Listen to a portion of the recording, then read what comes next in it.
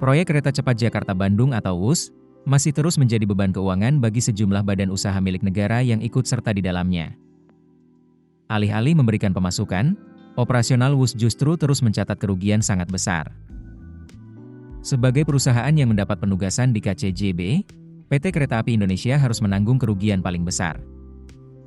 Bahkan, 4 BUMN yang tergabung dalam konsorsium PT Kereta Cepat Indonesia Cina harus menanggung konsekuensi dari utang besar serta tingginya beban bunga yang harus dibayarkan kepada pihak kreditur asal Cina. Sebagian besar pembiayaan proyek ini bersumber dari pinjaman China Development Bank. Sementara sisanya ditopang oleh HPBN, serta penyertaan modal gabungan antara BUMN Indonesia dan perusahaan asal Cina yang terlibat dalam pembangunan. Direktur Utama KAI Bobi Rashidin menyampaikan, bahwa utang KCIC ini merupakan bom waktu yang harus diselesaikan secepatnya.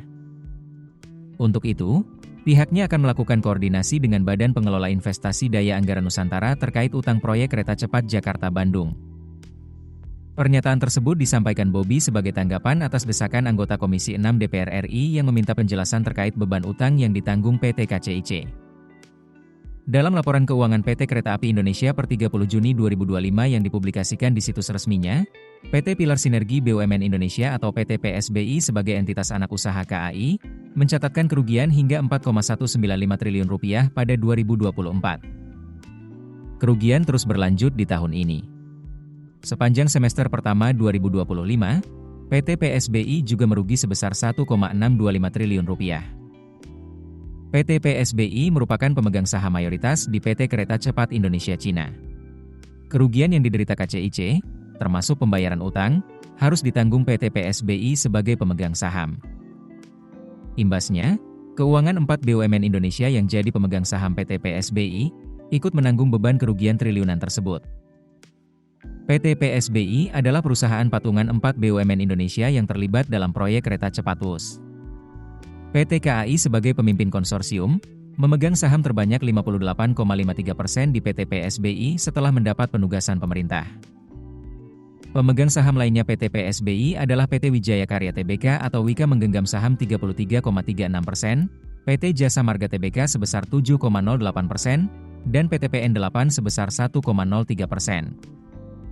Sementara dari pihak Cina, bergabung 5 perusahaan dalam konsorsium China Railway meliputi China Railway International Company Limited, China Railway Group Limited, Sinodro Corporation Limited, CRRC Corporation Limited, serta China Railway Signal and Communication Corp. 2 konsorsium dari masing-masing negara, China Railway dan PT PSBI, kemudian membentuk PT KCIC. PT PSBI sebagai perwakilan pihak Indonesia memegang 60% saham KCIC, sedangkan 40% sisanya dikuasai konsorsium Cina. Ketua Komisi 6 DPR RI Anggia Emarini menyatakan bahwa seharusnya kinerja KAI tergolong moncer.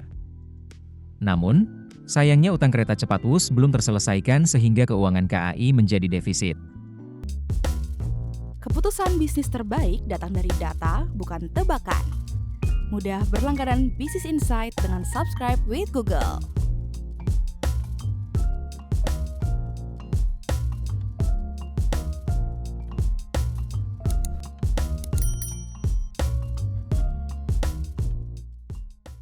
Download aplikasi Kontan sekarang di App Store atau Play Store.